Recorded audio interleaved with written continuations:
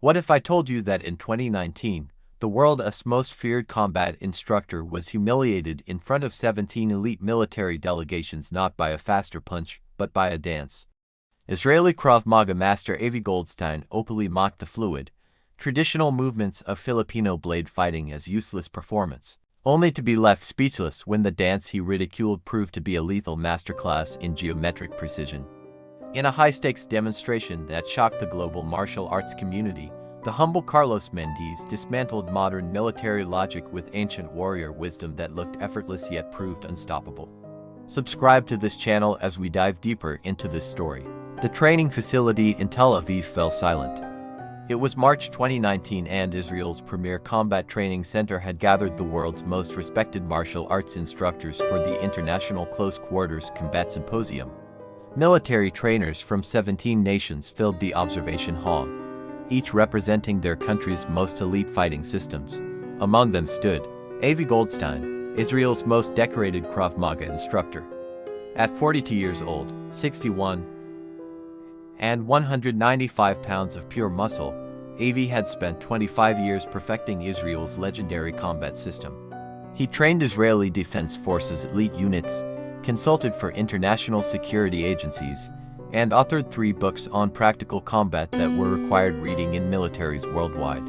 His reputation was built on one principle: effectiveness over aesthetics. When the Filipino delegation took the stage, Avi leaned back in his chair with barely concealed skepticism.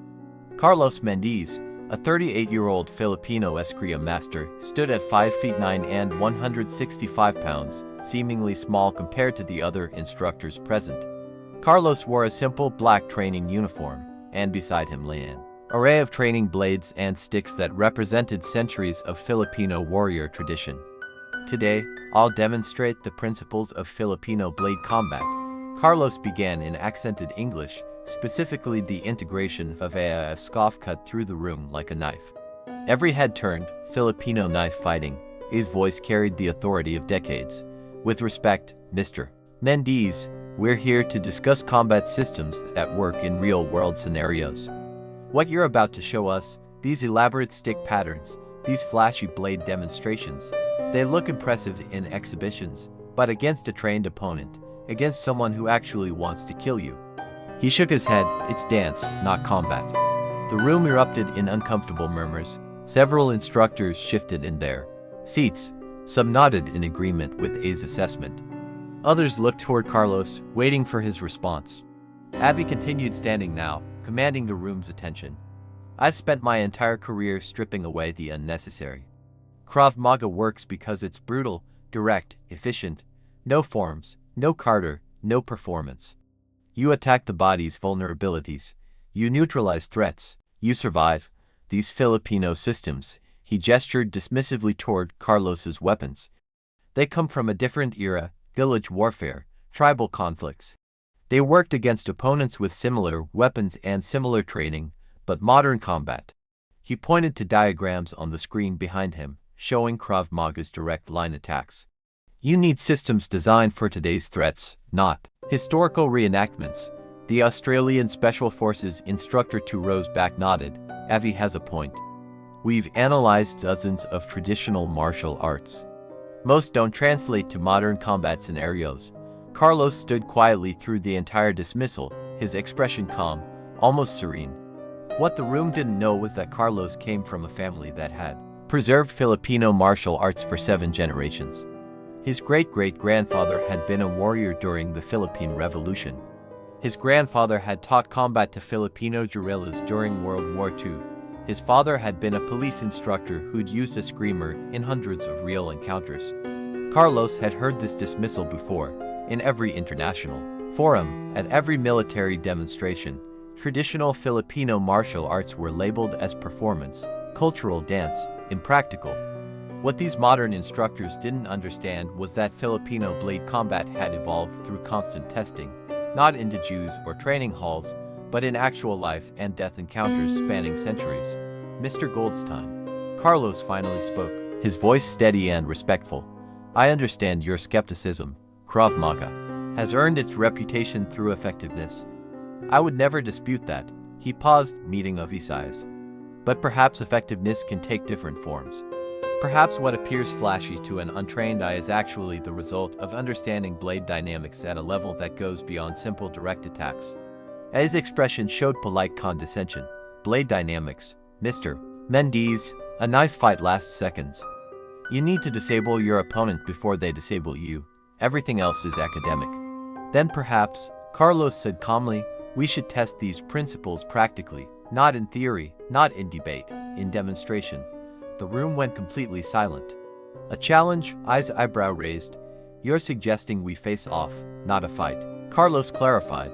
A demonstration live blade defense scenarios. You defend using Krav Maga principles. I defend using Filipino blade combat principles. Neutral judges score based on effectiveness, efficiency, and survivability. Let the techniques speak for themselves. For a moment, Avi looked genuinely surprised. Then a slow smile spread across his face. Mr. Mendez, I respect your confidence very well, but understand when Krav Maga principles prove superior, as they will, I hope you'll acknowledge that these traditional systems belong in cultural demonstrations, not combat training. The symposium organizers, sensing the historic nature of this moment, immediately began arrangements. This wasn't just a demonstration anymore, it was a test of philosophies. Modern scientific combat training versus centuries-old warrior traditions. Israeli military efficiency versus Filipino martial heritage. 6 months passed. The demonstration was scheduled for September 2019 at a neutral facility in Singapore. Word spread through international martial arts and military communities. The International Combat Federation agreed to judge the venue filled with over 300 spectators, military instructors, martial artists, combat sports athletes, and security professionals from 40 countries. Cameras lined the walls. This would be live streamed to martial arts schools and military training facilities worldwide. Avi arrived with his team, confident and prepared. He'd spent the 6 months refining his blade defense techniques, studying Filipino knife fighting videos to understand what Carlos might attempt. He'd concluded that the elaborate movements would create openings his direct Krav Maga counters would exploit. Carlos arrived quietly, carrying only a simple equipment bag. With him was his mentor, Grandmother Raymond Santos, a 76-year-old Filipino master who'd survived actual blade encounters during his years as a police officer in Manila. The old man's scarred forearms told stories of real combat that no amount of training could replicate. The demonstration began with Scenario 1, Defense against Single Blade Attack. A professional stunt coordinator would execute realistic knife attacks. Each defender would demonstrate their systems. Response: attacks would come from various angles. High slashes, low stabs, reverse grip, forward grip. Judges would score based on efficiency of movement, likelihood of survival, and control of the attacker. Avi went first. The attacker came with a forward slash. I's response was textbook Krav Maga, aggressive forward movement, simultaneous block and strike, control of the weapon arm. Brutal knee to the attacker's body, weapon disarm. 5 seconds, effective, powerful. The audience applauded. The judges marked their scores. Carlos's turn, the same attack pattern. But what happened next made everyone in the room lean forward. Carlos didn't move like Avi had. There was no aggressive forward charge. Instead, his body shifted with minimal movement, a subtle angle change that looked almost casual. His hand moved in, a flowing motion that simultaneously redirected the blade, trapped the attacker's wrist, and positioned Carlos on the outside of the attack line. The attacker's momentum carried him past Carlos completely off balance. Carlos's training blade touched 3 lethal points on the attacker's body. Throat, kidney, spine in a motion so fluid it looked choreographed. Total time 3 seconds. The room went quiet again. One of the judges called. Different attack pattern. The attacks continued. High reverse slash, low stab, overhead isopic grip. Each time the contrast became more apparent. Avi's defenses were powerful and direct. He met force with force, blocked with strength, countered with aggression. Every technique worked, every defense succeeded, but each required significant physical commitment. Each left brief moments of mutual vulnerability. Each took effort. Carlos's defenses looked almost effortless. His body moved in ways that seemed to violate physics. Slight weight shifts that created maximum effect. hand movements that simultaneously defended and attacked, footwork that placed him in positions where the attacker's blade could never reach him while his counterblade found openings instantly. What Avi and the audience were witnessing was something the Israeli instructor hadn't understood. Filipino blade combat wasn't about flashy movements for show. Every motion, every angle, every transition had been refined through generations of actual combat. The elaborate patterns weren't dance, they were sophisticated geometry. The unnecessary movements weren't excess. They were deception, misdirection, and efficiency at a level that went beyond simple direct force. By Scenario 3, defense against multiple attackers, the difference became undeniable. Avi faced two attackers with training blades. His response was brave and aggressive. Disable one quickly, turn to the other, use maximum force. He succeeded, but the judges noted he'd absorbed what would have been several serious cuts in the process. The technique worked through toughness and willingness to trade damage. Carlos faced the same scenario. What happened next would be analyzed in martial arts schools for years. Carlos didn't try to fight both attackers. Instead, he moved with such precise timing and positioning that he kept one attacker between himself and the other. His blade work created a constant threat that forced both attackers into defensive reactions. He controlled distance, angle, and timing so completely that neither attacker could commit to an attack without exposing themselves. Within 15 seconds, Carlos had disabled both attackers without receiving a single scoring touch. The head judge, the Russian system master, stood up. Stop. I need to see that again. They ran it 3 more times. The result was the same. Carlos wasn't stronger or faster than Avi, but his understanding of blade dynamics, spatial relationships, and timing was operating at a completely different level. Avi watched the replays on the monitors and something shifted in his expression. The confidence gave way to concentration, then to genuine curiosity. He was watching something he didn't fully understand, and as a true martial artist, that intrigued him. The final scenario was the most challenging: confined space defense. Both defenders would be in a narrow corridor simulating hallways, stairwells, or close quarters urban environments facing an attacker with a blade. This was where Krav Maga should have dominated. The system was literally designed for such scenarios. Limited space favored direct aggressive techniques. AS demonstration was textbook perfect. Explosive forward movement, brutal strikes, weapon control. He succeeded. But again, the judges noted he would have sustained significant injuries in a real scenario. The confined space limited his options for force-based defense. When Carlos entered the corridor, everyone expected him to struggle. Limited space should have neutered his system's reliance on movement and angles. Instead, Carlos demonstrated why Filipino martial arts had evolved in bamboo groves, jungle trails, and narrow village paths. The confined space didn't limit him, it concentrated his advantages. Every minor angle shift had maximum effect. The walls and narrow space that limited A's power movements created geometric advantages for Carlos's blade work. His weapon moved in tight, efficient patterns that seemed to create space where none existed. His defense looked more effective in the confined area than it had in the open. When the final scores were tallied, the results were clear. Both systems were effective, both could save lives, but in pure technical efficiency, survivability, and versatility. The Filipino blade combat principles had demonstrated superiority in every scenario.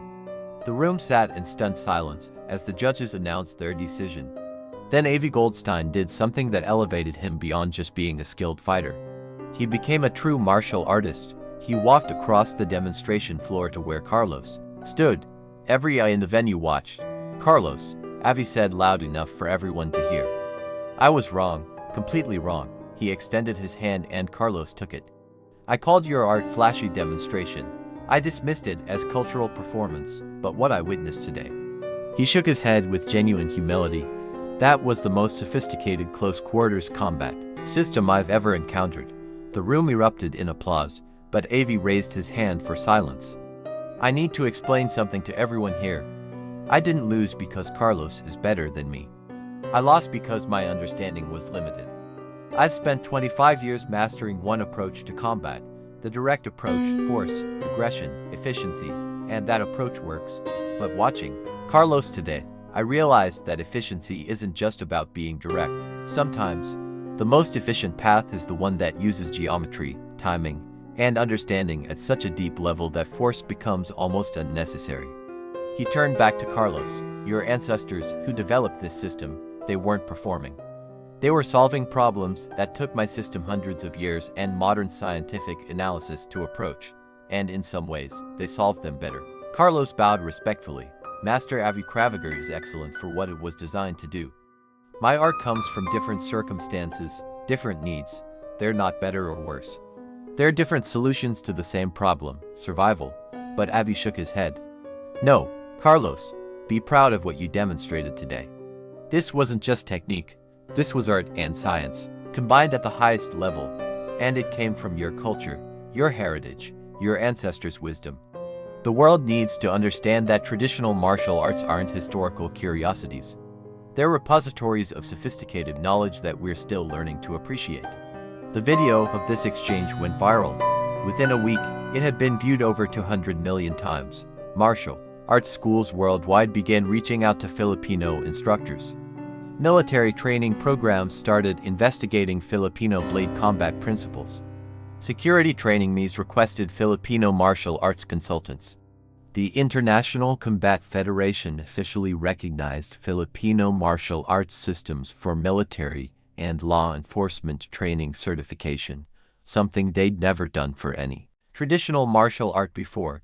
But perhaps the most significant outcome happened quietly. Avi Goldstein flew to Manila 3 months later and spent 2 weeks training under grandmother Raman Santos. The 76-year-old master and the Israeli instructor became close friends. Avi began incorporating Filipino blade principles into his Krav Maga instruction, creating a hybrid system that honored both approaches. I thought I knew everything about knife combat. I would later tell his students. Carlos showed me I'd barely scratched the surface. The Filipino masters have been studying blade dynamics for centuries. We're just catching up. Carlos never sought fame from the demonstration. He returned to his small training school in Manila, teaching the same principles his family had preserved for generations. But now, students came from around the world, seeking to understand the sophistication hidden in what others had dismissed as cultural dance. Grandmother Raymond, when asked about the demonstration's significance, smiled with the wisdom of someone who'd survived real blade encounters. People always confuse simplicity with effectiveness. They think if something looks complex, it must be impractical, but Carlos didn't use complexity. He used precision. Every movement had purpose. Every angle created advantage. That's not flash. That's efficiency at its highest form. The story teaches us that effectiveness takes many forms. Sometimes the most sophisticated solutions don't look like what we expect. The Israeli approach, direct, forceful, scientifically analyzed, is effective and valuable. The Filipino approach, geometric, fluid, refined through centuries of actual combat, is equally effective and valuable. Both can coexist. Both can learn from each other. True mastery isn't about proving your way is the only way. It's about recognizing excellence wherever it appears, even when it challenges everything you thought you knew. Avi Goldstein became a better martial artist not by defending his ego, but by opening his mind to wisdom that came from a different path. And perhaps most importantly, never mistake tradition for obsolescence. What appears to be ancient may actually be timeless. What looks like performance may actually be perfection. The ancestors who developed these systems weren't primitive. They were solving the same problems we face today. And sometimes their solutions were more sophisticated than anything modern science has produced. Filipino blade combat didn't need validation. It had been validated in countless real encounters across centuries. But the world needed to learn what Carlos's ancestors had always known. True effectiveness comes not from force alone, but from understanding so deep it looks effortless.